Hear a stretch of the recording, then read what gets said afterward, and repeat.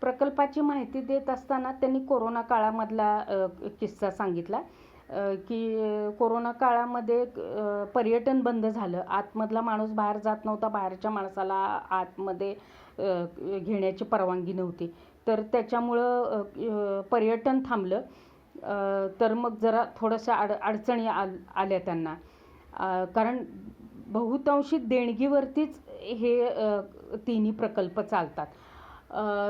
सरकारकडून तर आहे, अनुदान आहे, पण ते वेळेत येतच असं नाही. कित्येक वेळेला मंजूर झालेलं फंड हा तेवढा सगळा येत नाही, अर्धीच रक्कम येते. मुख्य म्हणजे ते वेळेवर येत नाही.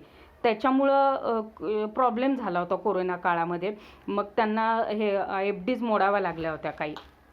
तर त्याच्यावरती त्यांनी आता तोडगा असा काढला आहे, त्यांना 75 करोडचा कॉर्पस फंड तयार करायचा आहे. तर त्याच्याकरता देणग्या येणं आवश्यक आहे. अशा प्रकारे तिकडे खूपच छान प्रकल्प मला बघायला मिळाला. आणि मी गेले होते बंधन टूर्सच्या सोबत. यांचं पॅकेज अतिशय छान होतं. सेवाग्राम, पवनार, आनंदवन, हेमलकसा, सोमनाथ, ताडोबा आणि नागपूरमधली 2-3 ठिकाणं अशी आमची 6 दिवसाची ट्रिप होती. आणि 20,000 पर हेड.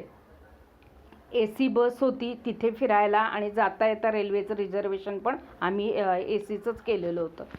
अशा प्रकारे ट्रिप आमची फारच छान झाली. आणि जंगलातला तो एक म्हणजे 6 दिवस आपण जंगलाच्या भागात होतो, हा अनुभव ना तुम्हाला तिथे गेल्यावरतीच कळेल. प्रकल्प तर सुंदर आहेतच. प्रकल्पामध्ये काय काय विभाग म्हणजे चालवले जातात, हे हातमाग आहे, पिशव्या वगैरे शिवल्या जातात, बरंच काही बघण्यासारखं आहे.